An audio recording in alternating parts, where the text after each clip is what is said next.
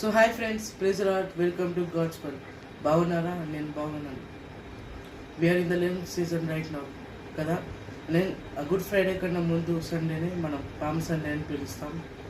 ఇప్పుడు రేపు palm Sunday ఉంది కాబట్టి ఒక చిన్న స్టోరీ ద్వారా మనం పామ్ సండే అంటే ఏంటో తెలుసుకుందాం. Listen carefully.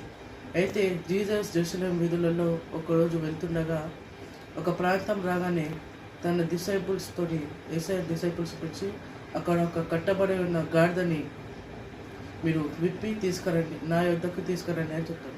వెంటనే డిసైపుల్స్ వెళ్ళి ఆ గాడిదని తీసుకొని వస్తారు. ఆ గాడిద పైన బట్టలు పరిచి పెడతారు.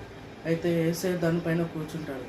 అక్కడున్న గుంపుల మొత్తం అందరూ కూడా హోసన్నా హోసన్నా జయం అని యేసయ్యను ఆరాధిస్తుండగా, అదే గుంపులో ఉన్న కొంతమంది మాత్రం ఈయనేంటి రాజు, ఈయనకి మనం ఎందుకు ఆరాధన చేయాలని సనుక్కుంటూ యేసయ్యకి మీ శిశువులను కొంచెంసేపు ఆపండి, అలా ఆరాధన చేయొద్దు అని చెప్పండి అని యేసయ్యకి చెప్తే, యేసయ్య ఉండి ఇక్కడ ఉన్న వాళ్ళు ఊరుకొని ఉంటే అక్కడ ఉన్న రాళ్ళు నన్ను ఆరాధిస్తాయి అని చెప్తాడు. సో ఫ్రెండ్స్, మనం ఈ స్టోరీ ద్వారా మనం ఏం నేర్చుకోవాలంటే, మనం కూడా ఆ గాడిద వలె కట్టిబడి ఉన్నాం.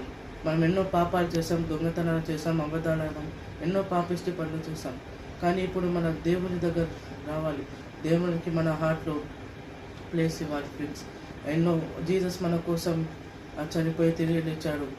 మనం ఆ గాడిదలాగా సాత్వికంగా మనం ఉండి జీసస్కి హార్ట్లో ప్లేస్ ఇవ్వాలి. యేసయ్య మన కోసం చనిపోయి 3 రోజులు తిరిగి లేచాడు ఫ్రెండ్స్. కాబట్టి మనం యేసయ్యకి మన హార్ట్లో ప్లేస్ ఇద్దామా ఫ్రెండ్స్? ఈ పామ్ సండే నుంచి మన పాపాల నుంచి విడిపించే యేసయ్యని మన హార్ట్లోకి ఆహ్వానిద్దామా? So friends, if you like this video, please like, share and subscribe.